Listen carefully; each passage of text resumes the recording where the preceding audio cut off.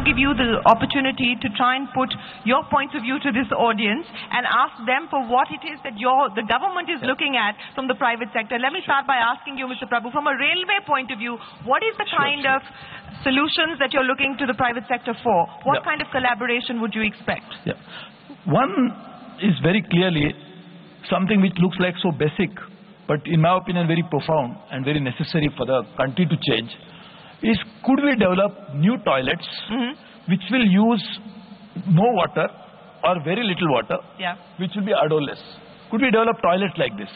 This will be a significant change in the way we develop. So in fact, all over the world, there's a linkage between sanitation and water.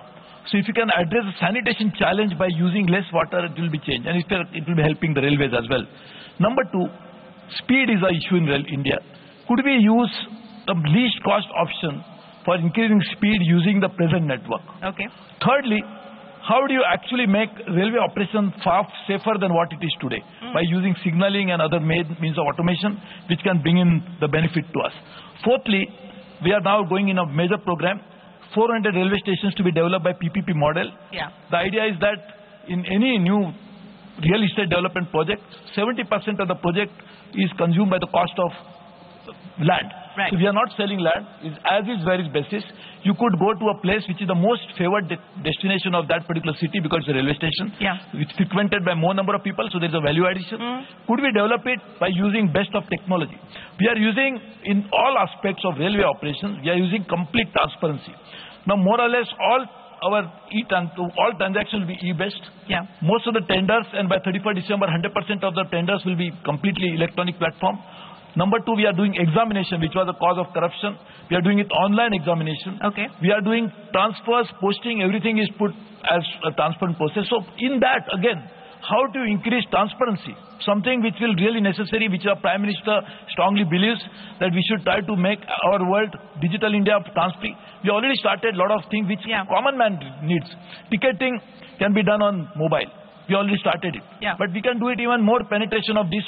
So many of these issues which common man is concerned about, could we do that? All right, so you've given us 5 or 6 requirements that the railways has essentially to do with enhancing efficiency, leveraging the power of technology. Anyone here in the audience, and I know we've got a bunch of alumni patrons, Parag Saxena, Deepak Vaidya, Ramesh Vadvani, Ajit Ranade, Mohandas Pai, Sharad Sharma, Harish Hande. Anyone here who would like to offer their services, their solutions here to the Railway Minister? If you could raise your hands, gentlemen, I will get a microphone across to you.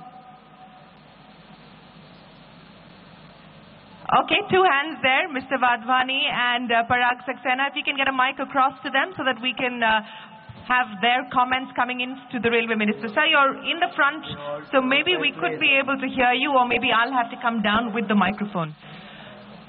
All right. Mr. Goyal has to be excused as he has a flight, but thank you very much, and we wish you the very best of luck in Washington, sir. Thank you very much for joining us here this afternoon. Okay, let me go down to our audience here, and since we do not have a microphone, I'm going to be the walking microphone and get comments in from both Mr. Saxena as well as Mr. Vadvani. Yes, sir. Hopefully Ramesh didn't have the same question. That's why I grabbed the mic. On one of your points, which was safety, I think the solution is one that you know well, which is the solution of communications have to be better, because that's a solution that avoids accidents around the world. And improving the signaling technology along the lines is going to be the key method to improve that. There's a cost involved, but that same signaling technology can be used for other things, such as communications on the trains themselves, Wi-Fi services and so on, which you see in other examples where accidents are less frequent and other services are possible. Yes, I'm going to come across to you, and then I'll come to you, Mr. Prabhu, just a second. So thank you. We had 2 power ministers on the panel, a very powerful panel.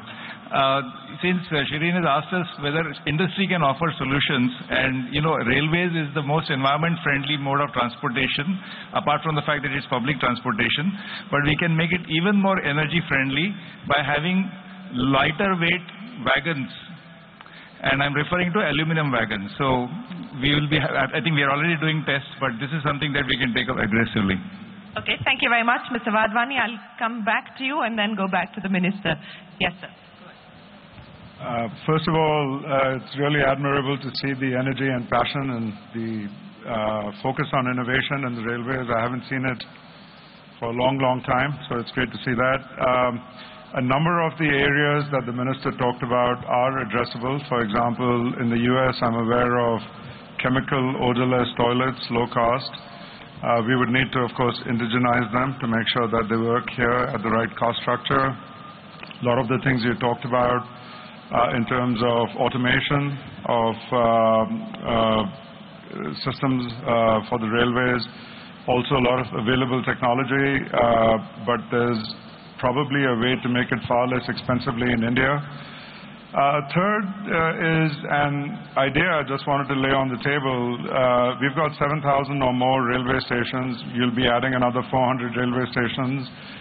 The Prime Minister is talking about Digital India.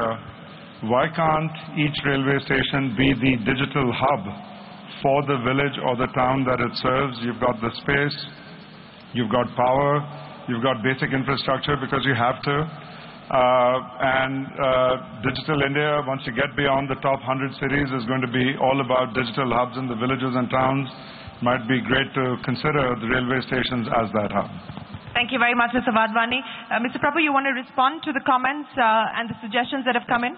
No, absolutely. I mean, they're all extremely useful suggestions. First, of course, on safety, probably if you can give me some more details. We have already, incidentally, one of that was again my budget announcement, and almost 90 of my budget announcements are fully implemented. So one of the implementation was to tie up with all the IITs.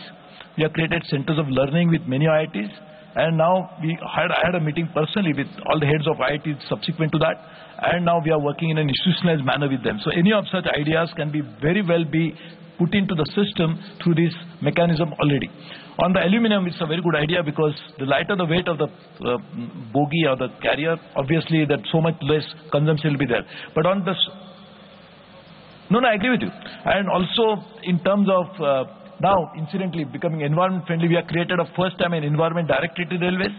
We are looking at all aspects of environment, including changing to renewable energy, changing water audit, energy efficient, LED bulb, more or less many of the things, including waste disposal. That again is a very interesting challenge for India. How do you deal with that? Something which the solution can be found out. And thank you, Mr. Wadhwani, for this idea. I fully agree with you. We really need to work on some of these ideas. In fact, actually speaking, this digital hub, we are already tied up with Google for 500 stations to be developed for the Wi-Fi, etc. So the hotspots will be there, and therefore making a digital hub is an absolutely idea. The idea is to make it a digital hub. Idea is to make it as a hub for skilling. Idea is to make it as a market for so many things that can happen in the station.